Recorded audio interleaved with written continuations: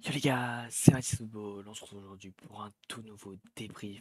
Le débrief donc de cette rencontre entre l'Allemagne et l'équipe de France. Donc juste avant que la vidéo commence les gars, je vous invite à vous abonner, voilà, en activant la cloche des notifications, voilà, pour tout simplement être au courant de toutes les nouvelles vidéos qui sortent sur la chaîne YouTube et à liker pour, voilà, pour me donner de la force, tout simplement. Voilà les mecs, désolé, c'est le soir, je suis fatigué. À liker, voilà, pour le référencement de la vidéo et de la chaîne, ça fait extrêmement plaisir. Petit débrief de ce match amical qui était pas important en termes de points ou en termes statistiques. Voilà, petit match amical. On sait que face à l'Allemagne, c'est jamais vraiment un match amical. Mais voilà, victoire 2 buts 1 de l'Allemagne. But de Thomas Müller à la 4e minute de jeu. Et ensuite un deuxième but de Leroy Sané à la 87e minute de jeu. Et la réduction du score d'Antoine Griezmann à la 89e minute de jeu sur penalty. Une équipe de France qui n'a pas dominé du tout. Franchement, l'Allemagne a mérité cette victoire. Franchement, je pense qu'il n'y a rien à dire là-dessus. Voilà, 6 tirs à 12, 3 cadrés, 6 cadrés pour l'équipe de France. Une possession, précision de passe-passe et possession. On est pareil des deux côtés, 12 fautes à 11. Cela même aussi. 5 corners pour l'équipe de France, aucun pour l'équipe d'Allemagne. Voilà, une victoire qui est totalement méritée pour les Allemands. Voilà, du côté de l'équipe de France, on avait Mike Maignan qui, comme d'habitude dans les cages, a fait ce qu'il avait à faire, mais ce soir c'était très compliqué sur les deux buts qu'il prend, il peut absolument rien faire. Vraiment, c'est deux buts juste inarrêtables. Théo Hernandez que j'ai trouvé beaucoup moins frais physiquement que face à l'Irlande, et même sur ses derniers matchs avec l'AC Milan, voilà, il était beaucoup moins frais, beaucoup moins d'appels de balles aussi. C'était très compliqué de pouvoir se projeter quand on a un Leroy Sané dans le dos. Voilà. Avec Sané, on sait qu'on peut pas vraiment se projeter tout le temps comme on veut. Du côté de Benjamin Pavard, c'est toujours aussi catastrophique. Voilà, sur son côté droit, tout simplement, c'est Benjamin Pavard. C'est pas son poste côté droit, puis on l'a très bien compris que arrière droit, faut pas jouer là. Une charnière centrale avec William Saliba et Jean-Claire Todibo. C'est assez fébrile quand même, on l'a ressenti. On sent quand même que la meilleure défense, ça reste Upamecano, Konaté.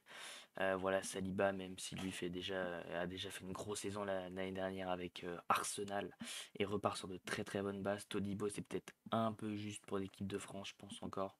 En tout cas, pour être titulaire, mais ça n'a pas fait un mauvais match dans l'ensemble, même si je pense que Todibo était un cran en dessous de Saliba et même de mecs comme Upamecano ou Konaté. Un milieu de terrain, Kamavinga, Chouameni. Chouameni, très très gros match, mais enfin très très gros match, on s'entend. Match moyen plutôt. Voilà, il s'est surtout réveillé en deuxième période, on va dire. La première période a été très très compliquée pour lui. Voilà, très peu de ballons touchés au bout d'une demi-heure de jeu. Kamavinga a un peu été partout, mais surtout une équipe qui a pêché en termes de technique. Voilà, des passes manquées, des contrôles manqués. Voilà, beaucoup de mauvaises choses ce soir. Adrien Rabiot côté gauche, c'est pas son poste. Voilà, comme Benjamin Pavard. Quand les mecs on les fait pas jouer à leur poste, bah ils sont moins performants. Et c'est le cas donc de Adrien Rabiot. Donc Adrien Rabiot côté gauche, c'est mort franchement. Pas un bon match. Kingsley Coman a été très très impressionnant sur son côté droit. Voilà, il y a certainement un penalty qui doit être sifflé sur lui en première période. Il se faisait quelques fois manger par Henrich, Rudiger, qui est Emre Can. Voilà, tout le monde voulait le choper les jambes. Mais dans l'ensemble, il fait un très très gros match capable de faire des grosses différences. Kingsley Coman. Voilà, on le sait que voilà, c'est un joueur formidable à voir. Et aujourd'hui, je pense quand même il a rendu une belle copie. Griezmann, le buteur français donc qui nous a sorti une prestation moyenne. Voilà, il a eu l'habitude de nous sortir de bien meilleures prestations. Beaucoup plus dans un rôle offensif que défensif comparé à d'habitude. Et ça a fonctionné avec ce but marqué sur penalty, mais bon, ça a quand même été un match compliqué pour Antoine Griezmann et match très très compliqué pour Kolo Muani, voilà, qui a eu quasi aucun ballon à se mettre sous la dent.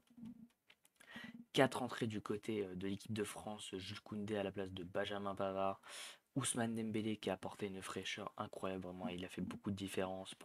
Son entrée, premier ballon, petit pont sur Julian Brandt, et voilà, c'est l'action que j'ai retenue. Mais voilà, très très frais quand même. Il a montré de très très belles choses en rentrant. Marcus Thuram, ça a été comme Kolo Muani, très très compliqué, hein, très vite esselé par la défense. Rudiger, Niklas Zoule. Donc très compliqué pour nos deux attaquants. Et l'autre entrant, Youssouf Fofana, voilà, qui est rentré à la place d'Adrien Rabiot dans ce milieu de terrain. C'est plus ou moins tout. Un match qui s'est déroulé sans Kylian Mbappé. On a ressenti quand même la différence de quand il est là et quand est-ce qu'il est pas là. Et c'est bien mieux quand il est là. C'est bien mieux. D'ailleurs, je sais pas pourquoi il a pas joué, les mecs, donc n'hésitez pas à me le dire si c'est par rapport à son calendrier avec le PSG ou c'est par rapport à une petite gêne, une petite blessure. Voilà, je sais pas. Du côté de l'Allemagne, on a eu donc droit à Ter Stegen, voilà, qui a sorti quand même de très très belles parades ce soir. Franchement, très très grand match de Ter Stegen, voilà, qui a enfin pris sa place en équipe d'Allemagne au détriment de Manuel Neuer. Une défense composée de Ta, Niklas Süle, Antonio Rüdiger et Benjamin Henrich.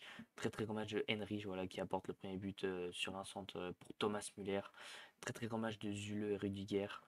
Et Jonathan Ta était dans un rôle très très défensif en tant que latéral, mais très bon match aussi dans l'ensemble. Emre Can et Gundogan, match très bon aussi de Emre Can. Gundogan, ça a été très compliqué. Voilà, il sort au bout d'une demi-heure de jeu parce qu'il y a eu un gros contact avec Adrien Rabiot. Là, il retombe très très mal. Donc voilà, surtout très bon match d'Emre Can et Gundogan qui avait bien commencé, mais ça a mal fini. Leroy Sané qui a été très très discret, mais qui vient mettre ce but, voilà, qui permet à son équipe de s'imposer ce soir. Wirtz, très très discret aussi, voilà.